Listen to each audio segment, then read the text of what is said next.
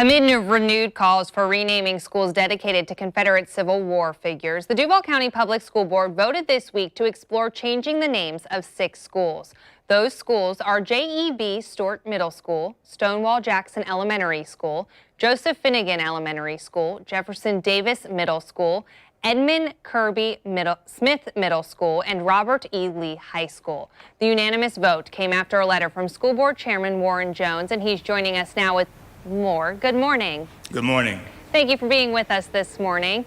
Okay. In Duval County, the city is removing several Confederate monuments. They say they will be doing that. Why is it important that the school district do the same?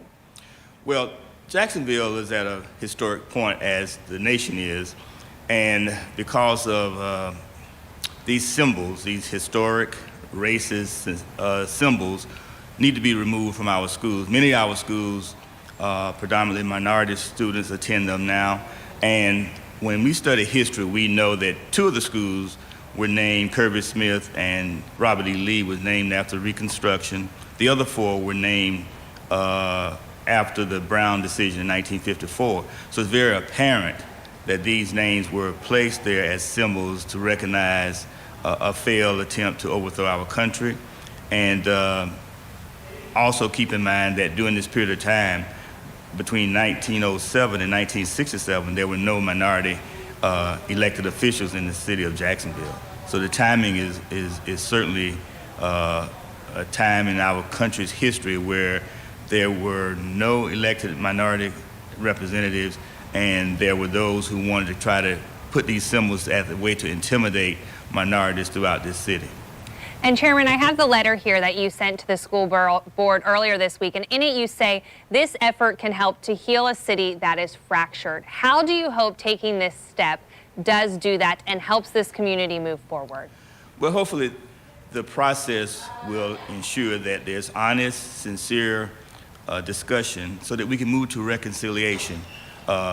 History for some is misguided, but we need to make sure that we have an open and honest discussion of why these names were placed there to begin with and why we need to change it. Changes is important. This process will allow the community, the students, the alumni, the PTAs, the site committees, all to engage in that honest and open conversation of why we need to change those names. And during that school board meeting this week, there were some people outside who said that they did not agree with this decision. What do you say to those people who don't necessarily agree with this decision? Well, I think we have a fractured city, and we've always had those who want to retain these names. But when you look at it historically and look at it honestly, you realize that it was all an attempt to intimidate and keep minorities and other blacks in their place.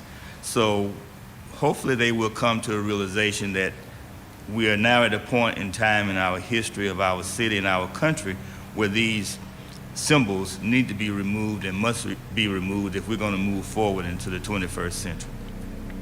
And as we mentioned, the board did vote to explore removing Confederate names from these schools. What is the next step moving forward?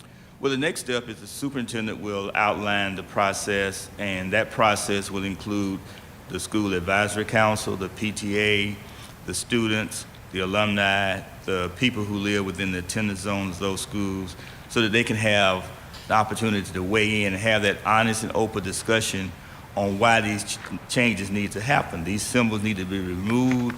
They are symbols of the past, a past that was situated where there was an attempt to intimidate and embarrass minorities and other blacks.